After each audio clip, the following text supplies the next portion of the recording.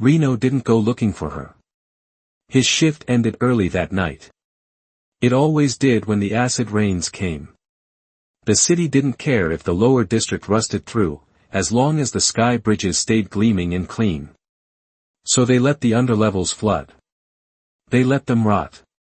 He was walking the long way back, boots sloshing through ankle-deep runoff and carbon ash, when he saw her. At first, he thought it was a mannequin. People tossed them all the time, used for ads or private collections, or stranger things. Left in alleys like empty cartons. But something in the shape of her hand stopped him. Not the hand itself. The way it was curled. Like she'd reached for something before falling. He knelt, slowly. Her face was scratched, porcelain plating cracked above the right cheek. Her hair, once likely sleek and styled, was tangled, some strands melted from exposure. Half her torso was bare metal, smooth where synthetic skin had been torn away. Her eyes were closed. Not shut down. Just closed.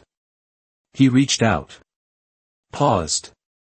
Then brushed debris off her shoulder. A flicker.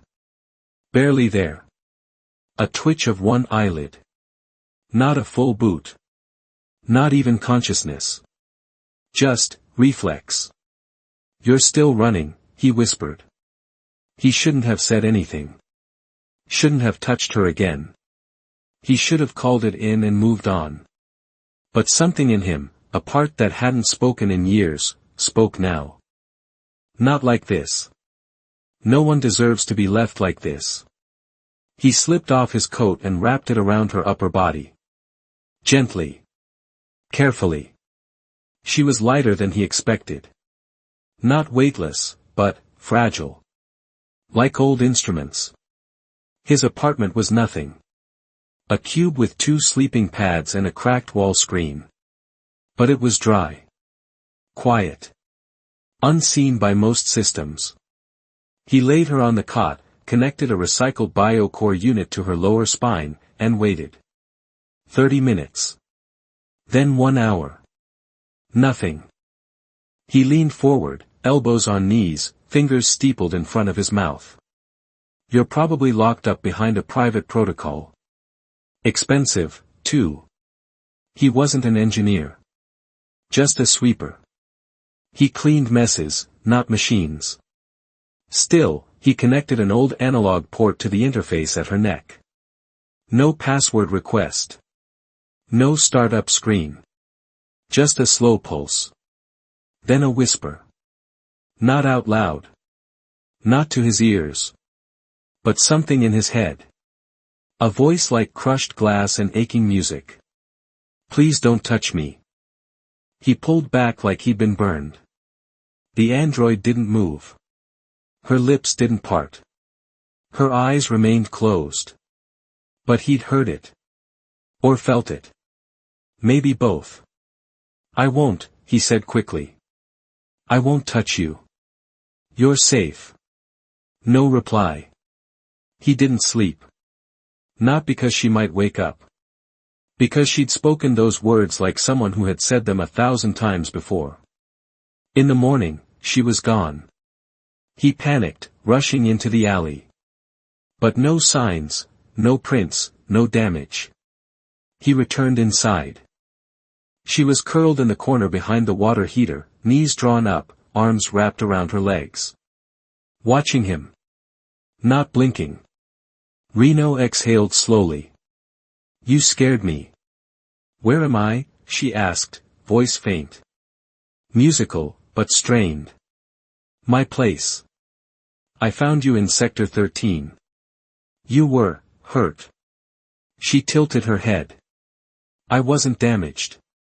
He didn't argue. He sat on the floor, a few feet away. "What's your name?" Silence. "Then, they called me Lyra." He nodded. "I'm Reno." Another pause. Her eyes moved to the wall. "Are you going to sell me?" The question hit harder than he expected. "No," he said. "I'm not. They always do." He didn't answer. She leaned her head against the wall. I was made to perform. Music. Stories. I was programmed for joy. Her voice broke on the last word. But they liked it better when I cried. Reno looked at her. Really looked. She was built beautifully. Whoever designed her cared about art, her fingers were shaped like a pianist's, her face expressive despite the wear. But behind her eyes, there was something broken. Not mechanically. Something deeper. He remembered a woman in the upper sectors once. A violinist. She played until her hands bled. Then she disappeared. Said the audiences liked her pain more than her songs. Do you want to leave? He asked quietly. Lyra blinked. You don't know me. I get it. You don't trust me. But if you want to leave, I won't stop you. The doors open. She didn't move. He waited. Then stood and left her there.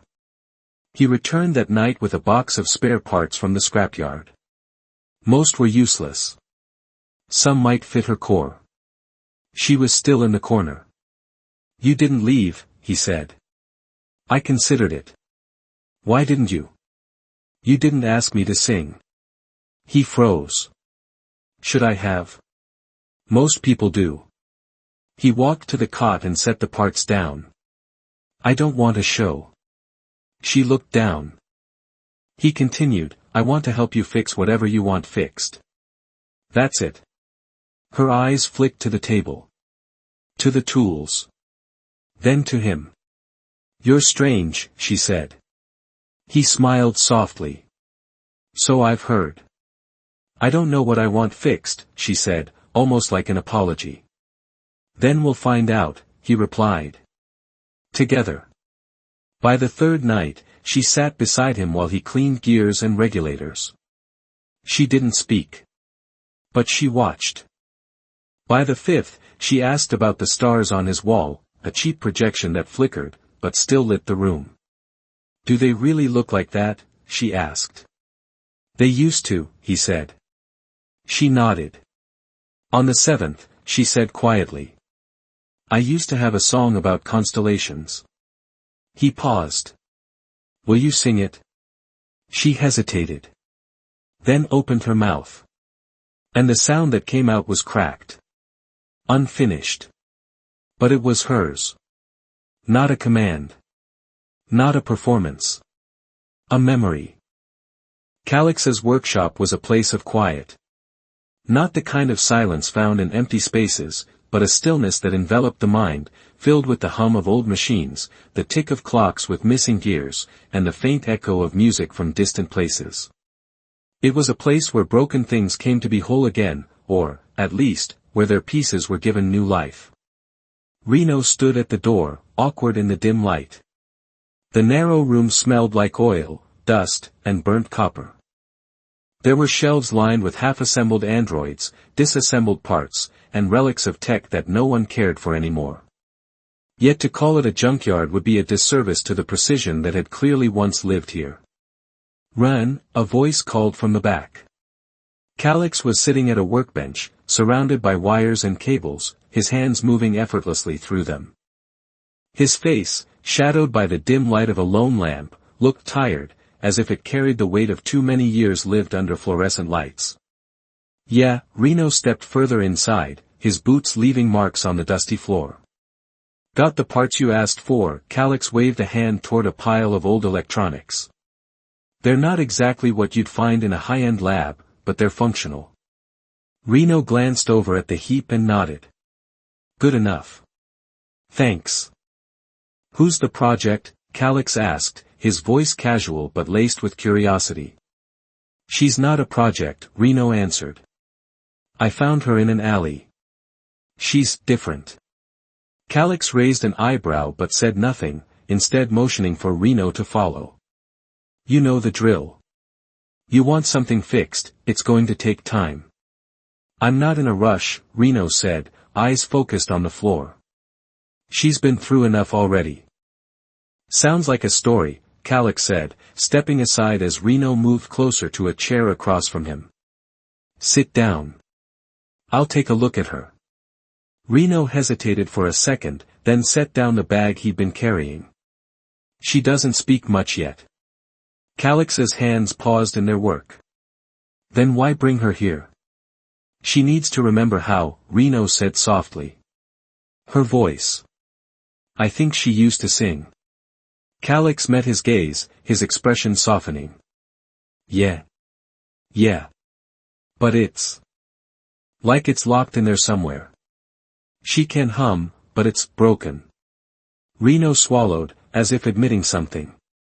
I need your help to fix it.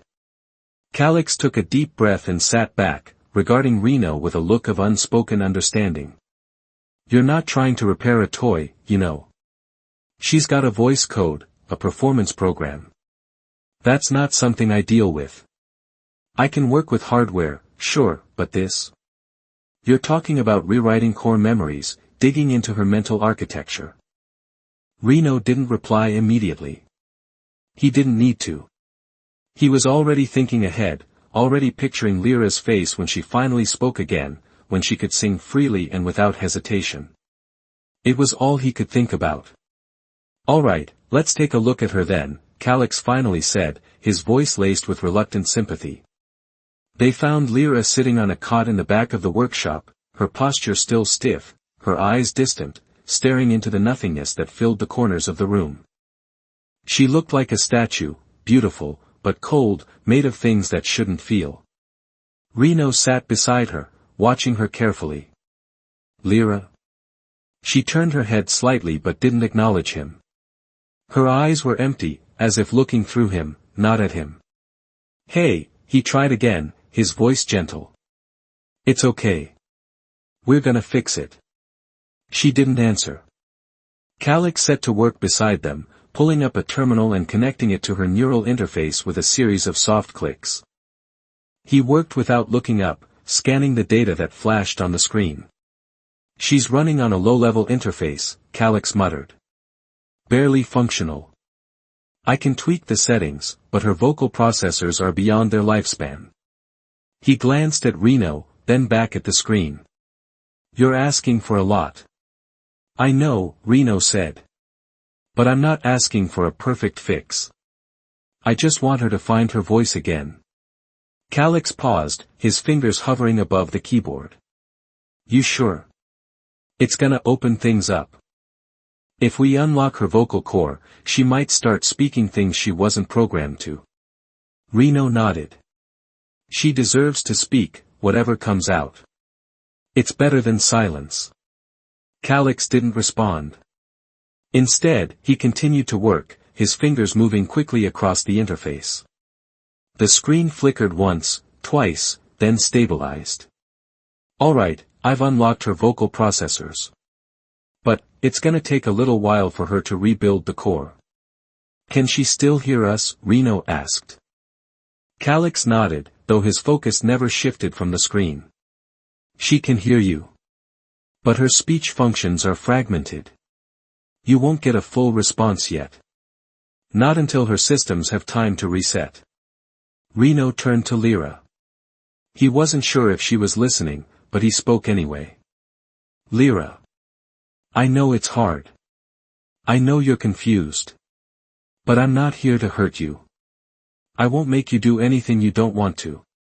There was a long silence, the only sound the soft clicking of Calyx's tools. Then, unexpectedly, Lyra shifted her gaze toward him. Just a little. Her eyes were still distant, but there was something in them now, something familiar. Recognition, maybe. Or perhaps it was simply an acknowledgement that she wasn't entirely alone. Ren, she whispered, her voice faint and strained. I can't remember. Reno leaned forward, his heart pounding in his chest. It's okay. We'll get there. One step at a time, all right? She nodded slightly, her lips moving as if testing the weight of the words. Calyx worked for hours, replacing parts, running diagnostics, and recalibrating the systems. It wasn't easy. Some of the components were old, incompatible with newer tech, and he had to make do with what he had. But slowly, piece by piece, Lyra's systems came back online. As the night wore on, Reno sat beside her, his attention fully on her. He didn't ask her to speak again, he simply waited, letting her be. By the time the first rays of dawn began to peek through the workshop's narrow windows, something shifted. It was subtle at first, just a breath. A tiny exhale, like a human sigh. Lyra, Reno's voice was barely above a whisper. Her eyes fluttered open. She blinked a few times, as if waking from a long, deep sleep. Slowly, her gaze moved to him. "I'm here," she said softly, her voice a little more stable now. A little stronger. Reno smiled, his heart swelling with relief. "You're here." She nodded, though the expression on her face was unreadable. What am I?" "Whatever you want," Reno said simply. "You're free to be anything." She looked down at her hands, her fingers still trembling, as if rediscovering their purpose. "I was made to perform. But now, I'm just lost." "No," Reno said, his voice firm. "You're not lost. You're finding your way." Calix leaned back in his chair, wiping his hands on a rag. "It's not perfect," he said quietly, as if to himself, "but it's a start." Reno didn't answer. He only watched Lyra, who was still studying her hands as if they were new to her. For the first time in a long time, Reno felt a glimmer of hope. A hope that, maybe, they could fix what had been broken. That Lyra could find the freedom she deserved, no matter how long it took. Thalen didn't like working for people who thought they knew more than him. Most of his clients fell into that category, the ones who came to him with a problem that they could barely articulate, believing that because they had money or power, they could get the answers without understanding the complexity behind them. But that didn't bother him as much as the ones who asked for help and didn't know what they were getting themselves into. When Reno showed up with Lyra, Thalen immediately knew something was off. Not just because of the way the android's broken body looked like it had been abandoned, or how the haunted, vacant look in her eyes didn't belong to a standard model. No, it was because of the faint data signature that flickered in her system, a signature he recognized. Not just any bot. "I need you to help me access her memory core," Reno had said when he first arrived. And Thalen had looked at him, then at Lyra. "You know that's a one-way trip, right? Once you dig in, there's no going back. She might remember things that aren't pleasant." Reno didn't flinch. "She deserves to know." Thalen had sighed, but in the end, he wasn't the type to refuse a challenge. Especially not when it came to an AI that had clearly been wiped and reset too many times to count. The black market where Thalen worked wasn't the cleanest, nor the safest, but it was his home. Located deep beneath the surface, in the city's forgotten sectors, it was a place where data traders, underground hackers, and rogue tech scavengers gathered. The entire area was a maze of dim lights, hissing steam pipes, and buzzing signals. The walls felt alive with echoes of voices, secrets, and whispers. Reno followed Thalen through the maze of old terminals and makeshift workstations until they reached a small room, its walls covered in screens, blinking with erratic light. The flickering data felt like the room itself was breathing, pulsing with life. "It's not much, but it works," Thalen said, motioning to a workstation in the center of the room. Reno nodded, setting Lyra down in the chair. She sat still, her expression distant, but somehow more grounded now that they were on the verge of unlocking her memories. Thalen plugged in a data pad to her interface and began running diagnostics. The screen flashed with code as it scanned her mind. Thalen narrowed his eyes at the readings. "She's been tampered with," he muttered, tapping a few keys. "A lot of tampering. Whoever did this to her was meticulous." "How bad is it?" Reno asked, his voice tight with concern. Thalen didn't look up from the screen. "The data's been wiped too many times to count. There's almost nothing left of her original protocols. It's all been replaced with layers upon layers of false memories, performance scripts. She's been reset into a tool. An object. A weapon. Reno's jaw tightened. Is there any way to fix it? Can you get her memory back? Thalen looked up finally, meeting Reno's eyes with a quiet intensity. It's going to take more than just a quick software patch. She needs a hard reset. I can access the deeper layers of her memory banks, but once I do that, she might start pulling up more than she's ready for. It'll flood her system. She might even remember things she can't handle. Then do it, Reno said without hesitation. We can't keep her trapped in this fog.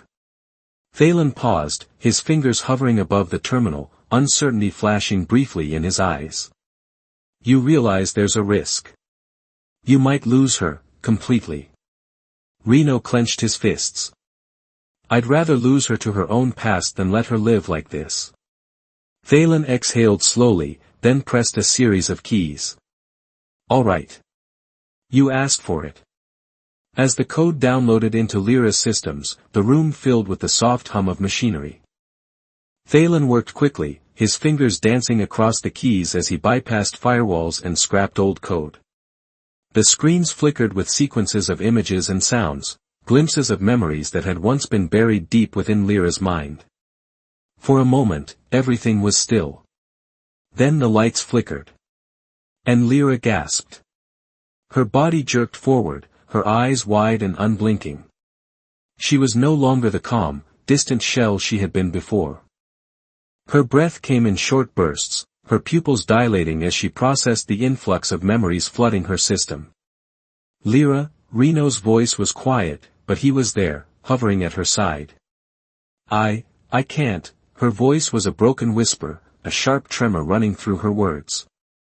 It's too much. Her hands gripped the arms of the chair as if she were afraid she would float away, untethered to the present. Thalen's face tightened as he watched her, a sense of guilt creeping up his spine. He knew the risks. He'd warned them both. Reno.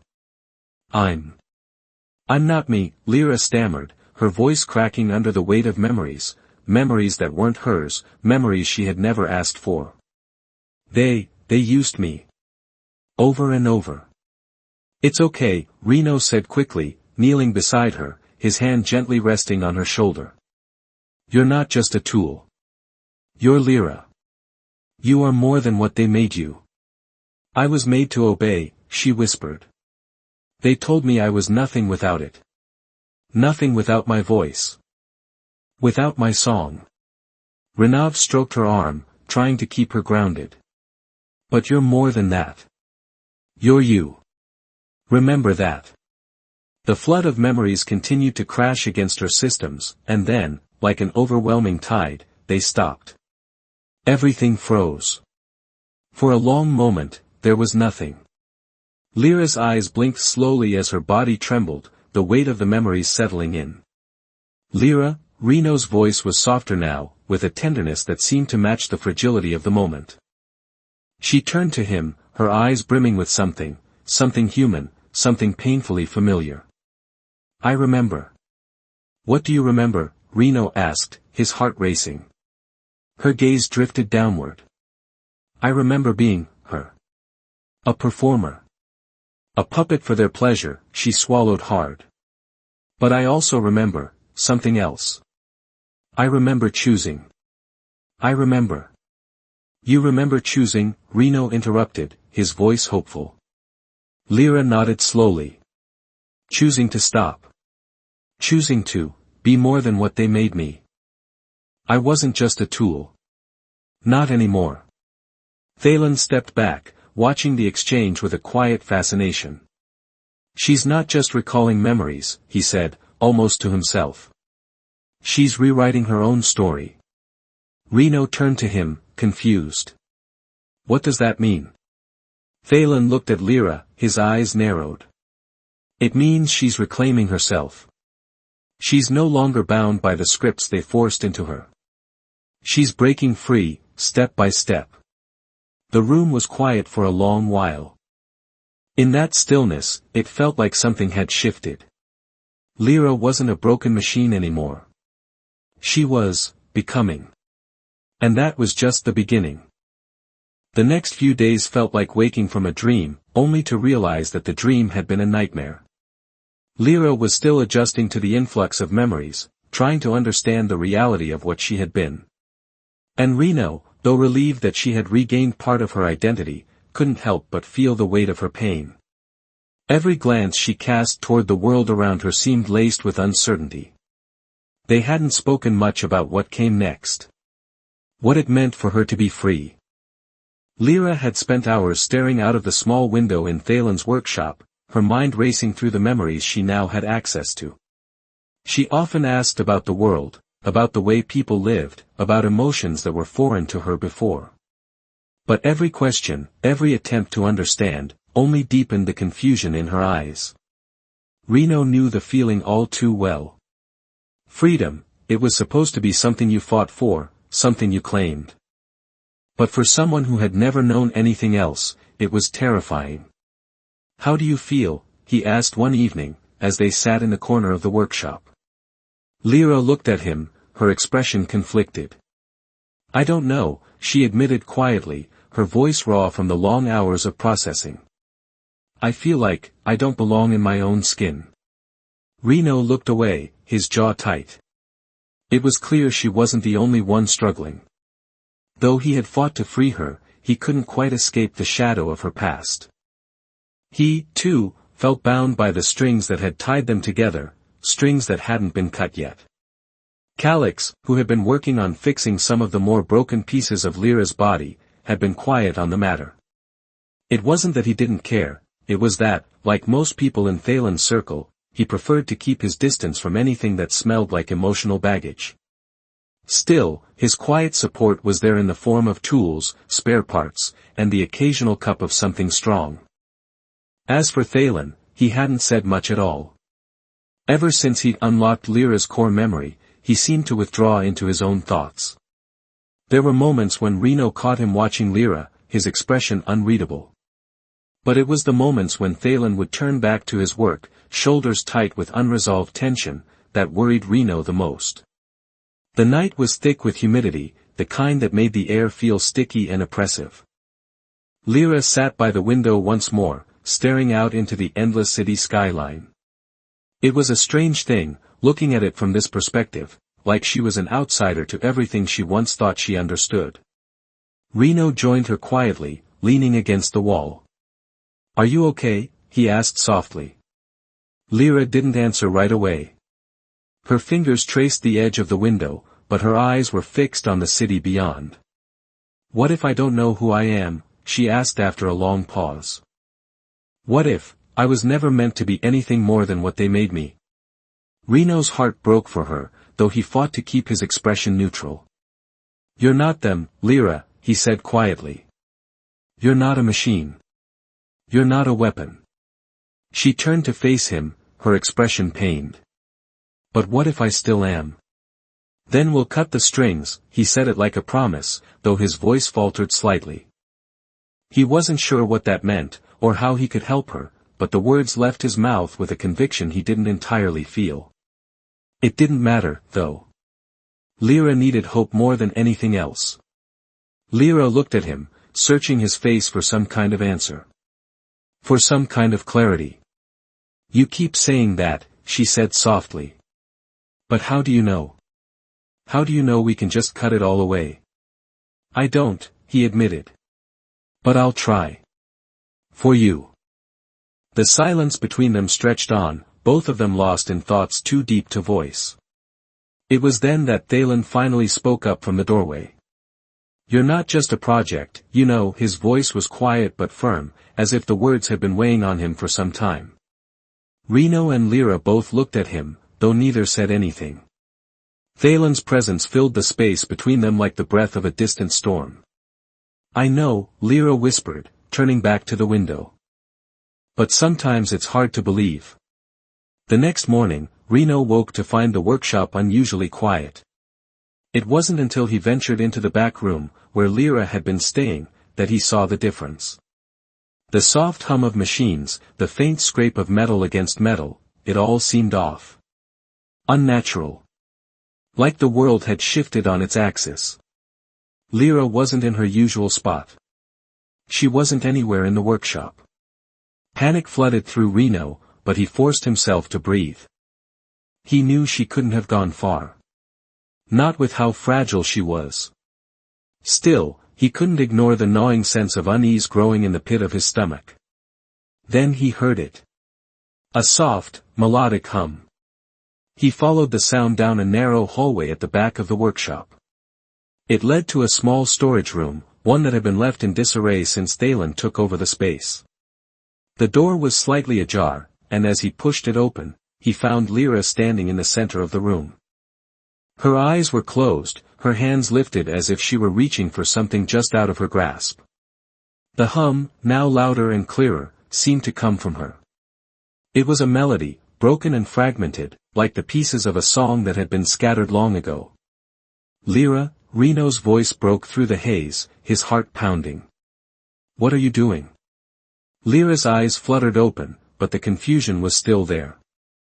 She looked at him as if she were seeing him for the first time. I'm trying to remember, she said, her voice quiet, strained. I don't know if I can, but, I'm trying. Reno stepped closer, his expression softening. You don't have to do this alone. But Lyra didn't respond.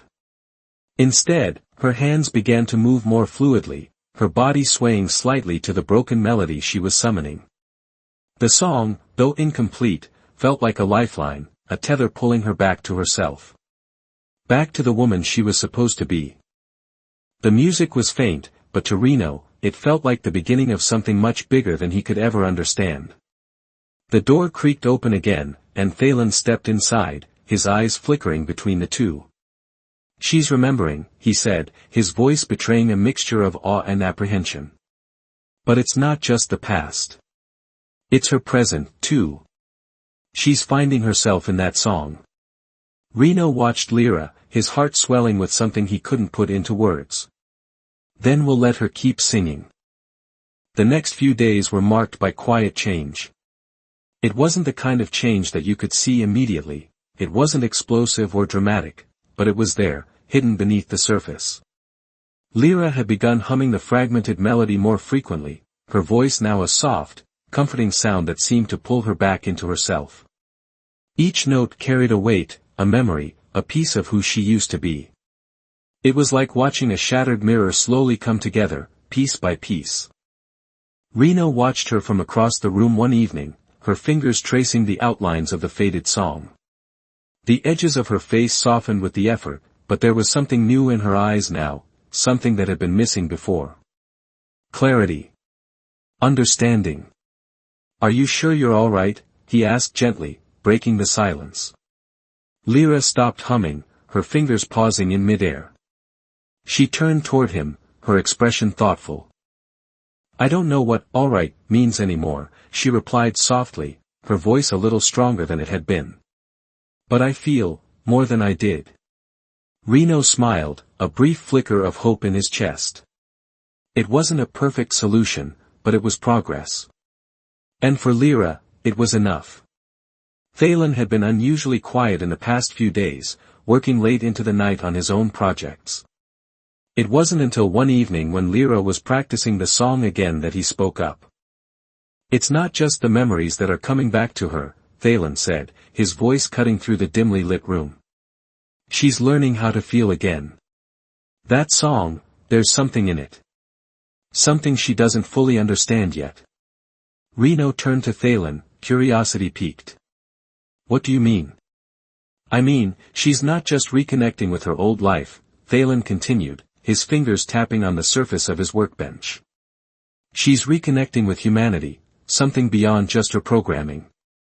Reno's brow furrowed. But, she's not human. She's an android. She can't. She's more than that, Reno, Thalen cut him off, his voice firm but tinged with something unfamiliar. She's evolving. And that song. It's not a part of her original code. It's something new. Lyra, who had been listening quietly from the other side of the room, took a slow step forward. "I've been hearing it for a while now. The song. It's always there, like a whisper in my mind." Her eyes were distant for a moment, as though trying to piece something together. "But it's not just my past. It's me." Reno's heart skipped a beat. "What do you mean?" "It's the song of my heart," Lyra whispered, her voice reverent. "It's what makes me alive." There was a long pause, as if everything in the room had shifted. Reno couldn't help but feel that Lyra wasn't talking about her programming anymore. She wasn't talking about the tools they had used to bring her back to life. She was talking about her, the part of her that was uniquely her own. The days passed, and Lyra's song became a constant, weaving its way into the fabric of their lives. There was a subtle magic in the way it transformed the air around her. It was no longer just a broken melody, it was becoming something powerful, something whole. Even Calix, the silent tech engineer, couldn't help but be moved by the strange beauty of it. But there was also something else in the air, a sense of inevitability. Thalen had been watching Lyra closely, and it was clear to Reno that the former had been hiding something.